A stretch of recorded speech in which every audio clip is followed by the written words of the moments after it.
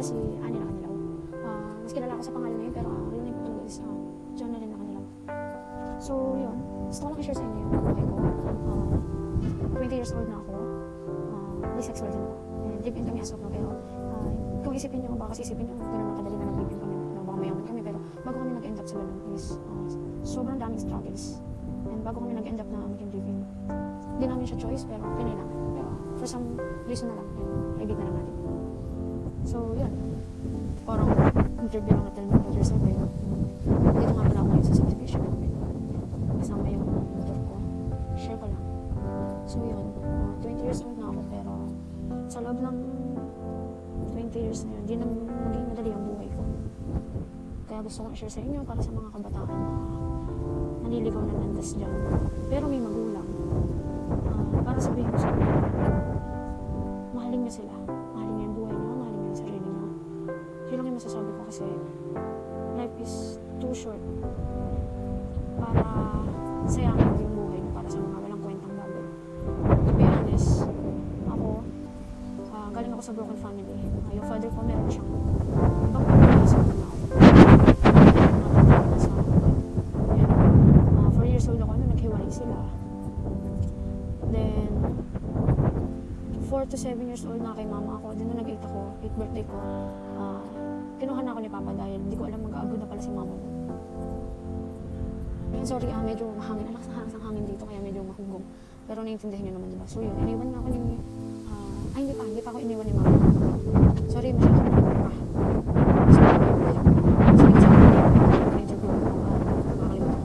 So, balik tayo sa topic. Kinuha ako ni papa. Mag-8 years old na ako noon. Hindi ko alam si mama. Nalakad na pala ng papel niya na parang mag-abroad siya. Tanda ako February 4. Pinuntahan niya ako dun sa bahay ng tita ko. Nandun kami nakatira ng papa ko, which is sa Pasig. Sa may Central. Yun, may simbahan dun. Nag-Jollibee kami ni mama. Then after namin mag-Jollibee, nagsimba kami. Then nung nakanta na ng may part na nakakanta na bigla akong yakap na mama. Then yung pagyakap na yun, alam mo yung yakap na wala, kahit walang lumalabas sa bibig niya, walang lumalabas sa bibig ko. For I think 9 years old na ako nun, yes, 9 years old. Ayun, yakap niya ako, walang lumalabas sa bibig niya, walang lumalabas sa bibig ko, pero yung ramdam ko parang ang bigat-bigat sa puso mo. Aalis ba si mama? Ganun yung nararamdaman ko. Hindi nang salita si mama. Then, yun, February 4 yun. Then, February 7, ginising ako ng daddy ko. Tito ko yun, asawa ng mami ko na tito ko rin. Ginising ako, sabi niya, ano yung mama mo tumawag? Sinagot yung telepono. Sabi ni mama, nak, sorry, hindi na ako nakapagpaalam sa'yo kasi mabigat sa dibdib ko, ganun. Pupunta mo ng Amerika si mama, mag-iingat ka palagi, tatawag-tawag na ako. Then, yun, sobrang sakit sa feeling ko. Pagkakisip ko pa lang, may nagbubungan sa akin. Tapos, ikot-ikot ako sa bahay, ang kinong ba ako, hindi ko alam kung paano ko iiyak. Yung sarili ko iiyak. Tuloy ako sarili ko sabi kay papa, pero nanahimik lang ako sa isang tabi. Parang dun ko na-realize na, umalis na pala yung mama ko. Kaya pala ganun naramdaman ko nung last na nagsimba kami. Tapos yun nga kay papa ako. Tapos, hindi naman nagkulang sa akin sa papa that time na yun yung mama. Napapabaunan niya ako nung nagtatrabaho siya. Then, pero nagigising ako na sa madaling araw, magkausap siya. Pero hindi ko naman masisisi si papa. Hindi naman ako nagtanim ng galit na meron ng iba si papa. Ganun kasi, hiwalay na naman talaga sila. Yun. Si papa may bago ng pamilya ngayon. Then, may tatlo na akong kapatid sa kanya. Si Hannah Lee, si Jayden, then si Johan. Yan, lalabas dito yung picture nila. Hindi naman ako galit sa kanila. Kahit dun sa bagong asawa ni papa na kinakasama, hindi naman ako galit kasi hindi naman ako talaga mapagtanim ng galit. Kahit dun sa mga kapatid ko, hindi ko sila pinaramdam na anak lang kayo sa, alam niyo na, tinuran ko silang buo.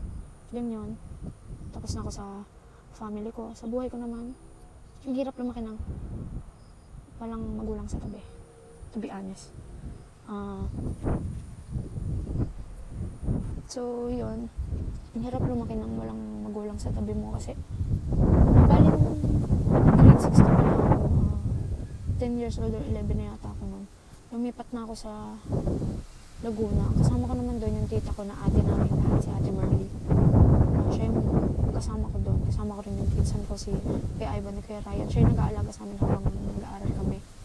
Siya yung nanay namin lahat, ng mga nanay na nasa abroad o nagtatrabaho. So yun. Kahit nandun si Ate Marley, nagluluto ako, pinaglalaba ako. Hanggang sa matuto na maglaba, mag-isa. Yan. Ang masakit lang sa part ko dun is napasok ako na ako lang nag-aasikaso sa mga pag-alisa ko lang mag-isa. Then, first to fourth grading, ako lang nakuha ng card ko. Iuwi ko lang parang yung card ko. Tapos yun, aminin ko di ako naging matalino. Hindi naman ako naging maayos sa pag-aaral. Pero napasok ako palagi. Pero nagkaroon ako ng medal ng grade 6 kasi sinali ako ng isang coach sa throwing yung mabigat kasi medyo mataba ako. So, nag-first place ako sa Stakaa. So, kaya may medal ako nun. So, yun, share ko lang. Yun nga, hanggang sa mag-college ako lang mag-isa. Ako lang mag-isa naglalakad ng mga requirements. Mag-exam ako lang mag-isa. I mean, yung walang kasama magulo kasi first year college ako, may mga nakikita ako na kasama pa nila yung nanay nila. Wala naman sila mag-asikaso. Yung iba pa nga, wala yung anak nila, yung mismo nanay nila mag-asikaso.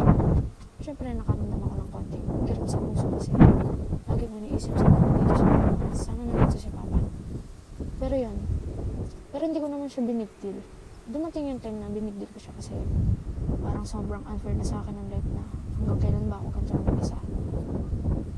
Ayun, nag-aasikaso ako ng mga requirements ko. Isa lang ako. Hanggang sa makagraduate ako ng second year, HRM. Then ngayon, waiting for graduation na lang ako sa June. Medyo na late lang ako ng 1 year kasi financial problem. Nagkaroon ako ng sakit. Kaya gamit ko yung duty ko din sa noon hospital ako. Pero ngayon, yan, nagkaroon ako ng work. 2 months din yun. Shakies, yan. Pero hindi ko siya natuloy. Nagkaroon lang ng school matter na rin. Pero ngayon, may trabaho na akong inaantay. Ayun, hanggang ngayon, isa pa rin ako nag-aasik kasi ng mga requirements ko na wala akong pinagtatanungan ng magulang na paano ba kumuha ng mayor's permit? Saan ba ako ng health card dyan ba dito? Police clearance? Yan. Hinanap ko na lang self-discovery na lang kumbaga. Yan. Kaya naman mag-isa. Kaya kayo dyan na may mga magulang pa. Yan. Pahalagahan nyo sila. Iba't kayo na gusto mo sa buhay ko. Diyan pa rin sa sa mukha, sa sarili ko na nandito lang ako, kaya ako binibigay sa'yo yan kasi alam ko kaya mo yan. Laging nakaka-proud din naman sa sarili kasi lahat na nakakaalam or nakakaalam ng buhay ko, magugulat sila na, saya-saya mong tao, saya-saya mo, happy-go-lucky ka lang, ganyan pala pinagdaanan mo. Paano mo kinaya? Siguro kung ako dyan, nagbulakbul na ako dyan, ganun.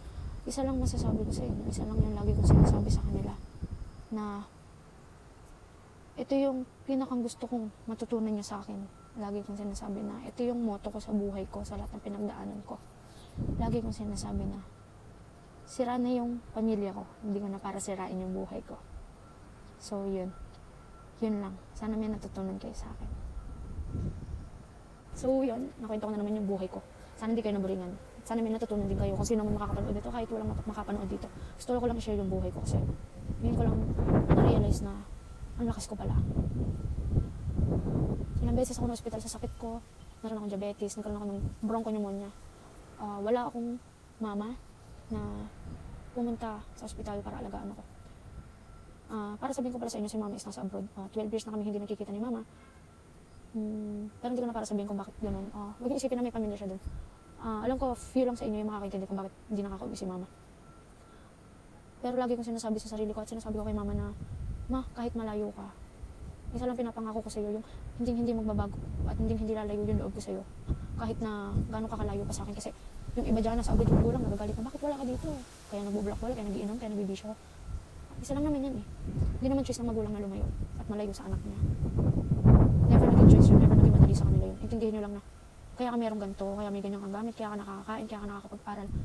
Kasi lumayo yung magulang mo para magtrabaho para sa'yo, para mabuhay ka, para magkaroon ka ng magandang buhay. Kaya wag mo sayamin.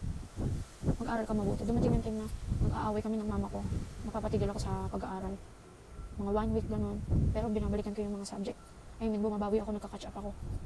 Nagmamakaawa ako sa prof. Kailangan ko pa magdihilan ng ganito, ganyan. Pero which is totoo naman. Para lang pagbigyan nila.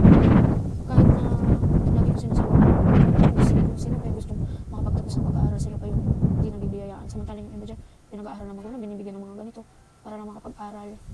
Pero sinasabi nila, sana matuto kayo, hindi pa kayo magulang na kayo gusto nyo. Lumayo sila para rin sa sarili nyo, para sa inyo lahat niya. Lahat yun ay para sa inyo lahat ng mahirap. Kaya maging thankful kayo kasi mahal na mahal kayo ng magulang niyo. Dahil nandiyan pa yung magulang niyo. So yun, sana may natutunan kayo sa akin. God bless, pakatatag lang kayong lahat ng mga kabataan.